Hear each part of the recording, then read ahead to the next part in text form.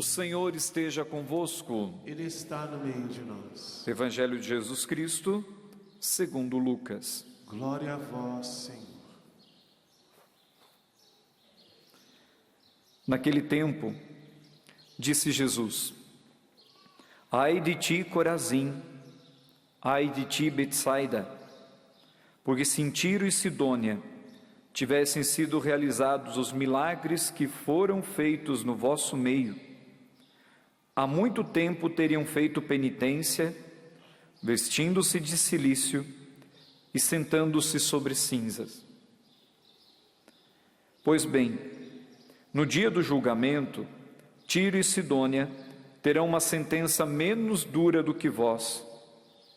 Ai de ti, Cafarnaum, serás elevada até o céu?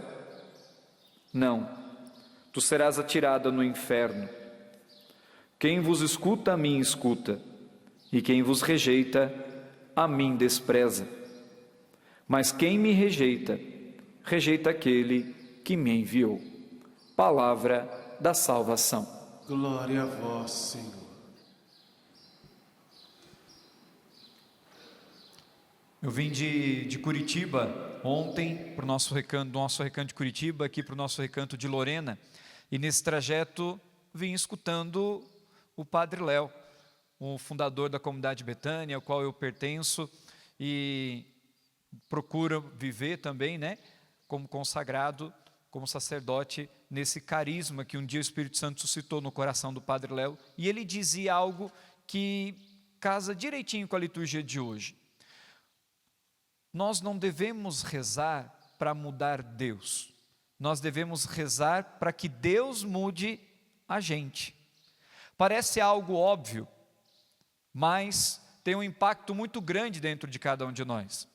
Quando nós olhamos para o nosso mundo, nós olhamos para o nosso redor, e na maioria das vezes quando a gente reza, a gente pede para que Deus faça aquilo que a gente está pedindo, para que Deus vá se conformando com a nossa vontade, para que Deus vá se adequando àquilo que a gente quer, e aquilo que no primeiro momento a gente acha que é necessário. Mas a oração, a nossa oração, o nosso voltar-se para Deus, ele deve primeiramente moldar o nosso ser, para que o nosso ser se molde aquilo que é a vontade de Deus, até porque Deus tem o melhor para cada um de nós. Não é isso que nós ouvimos na primeira leitura? Primeira leitura nós ouvimos um diálogo de Deus para com Jó. Deus mostra a grandiosidade do universo, mostra a grandiosidade das coisas e como Ele ordenou tudo certinho.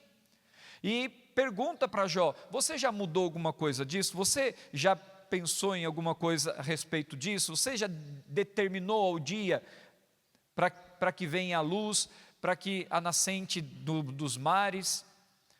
Deus preparou esse mundo inteiro para que nós pudéssemos aqui fazer uma experiência bonita do seu amor. E aqui possamos optar, viver o Evangelho e testemunhar com a nossa vida o próprio Evangelho.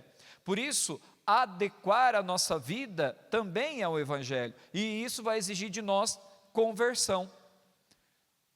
O Evangelho nada mais fala de conversão. Deus se revela no meio de nós com sinais, com milagres. Quantos de nós já presenciamos milagres?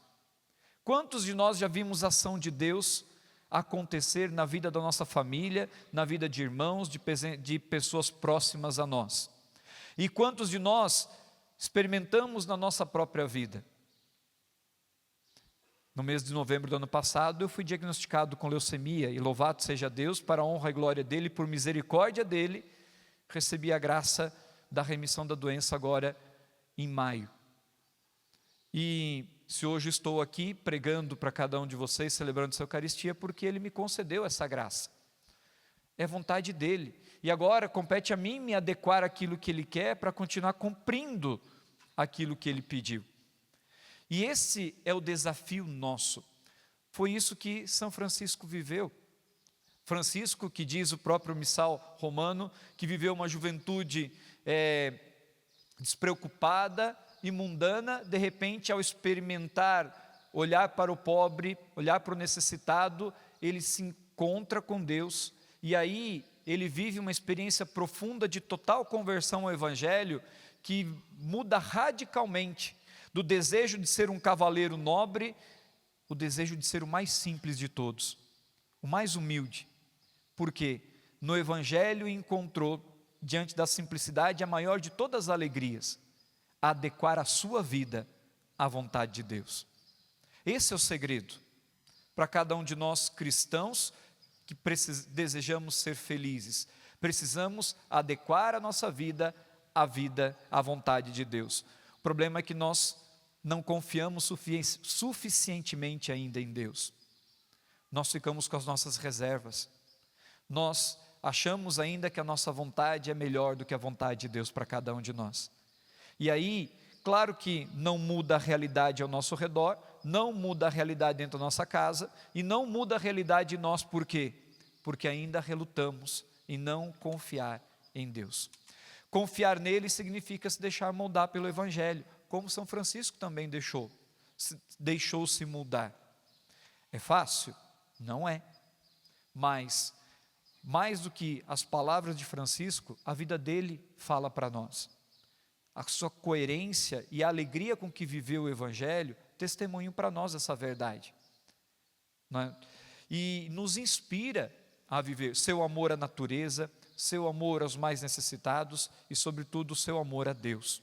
Viveu pobre, viveu casto, viveu de forma humilde como o próprio Cristo, e para nós é um grande sinal, ao ponto que recebeu as chagas e viveu na terra praticamente em tudo aquilo que o Cristo também viveu. Ou melhor, na sua entrega e na sua dedicação.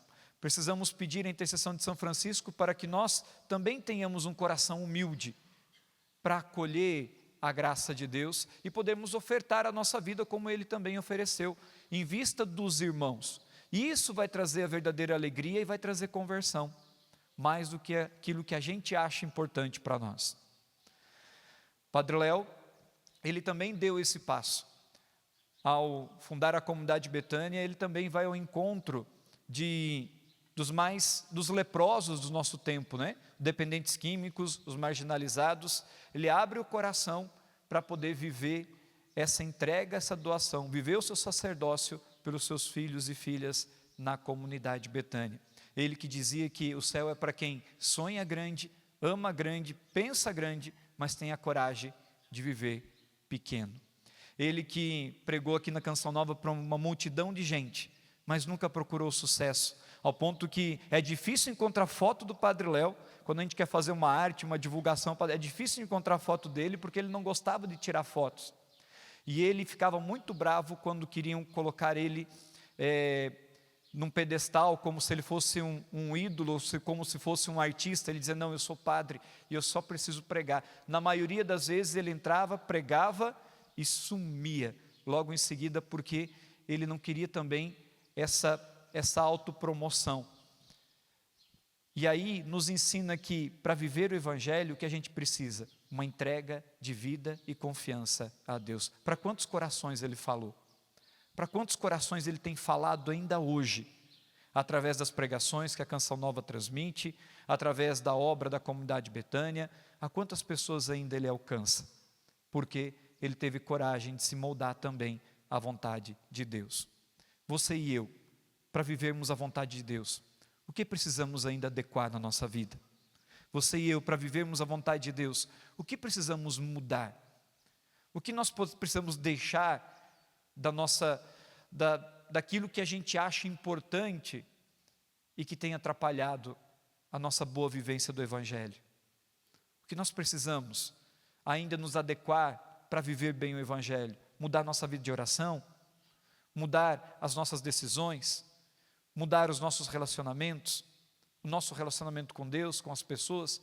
Talvez as pessoas ainda da nossa casa não mudaram, não se aproximaram mais de Deus, porque elas olham para nós e não veem coerência. A gente vai para a igreja, a gente vai para a missa, a gente participa, mas quando a gente vai falar alguma coisa, sempre são palavras duras, sempre são palavras pesadas, sempre são cobranças, sempre são exigências, e a nossa vida não fala do Evangelho. Será que a nossa oração, nós estamos querendo mudar Deus? Ou nós estamos pedindo para que Deus mude a nossa vida? Se não há frutos ao nosso redor ainda, é porque a nossa oração ainda não é para que Deus nos mude, mas é nós que ainda estamos querendo mudar Deus. Se há frutos de conversão ao nosso redor, a nossa vida já está sendo moldada segundo a vontade de Deus. Foi assim com São Francisco, foi assim com o Padre Léo, e vai ser assim comigo e com você. Tenhamos a coragem de deixar o Evangelho nos moldar e nos conduzir. Jesus, manso e humilde de coração,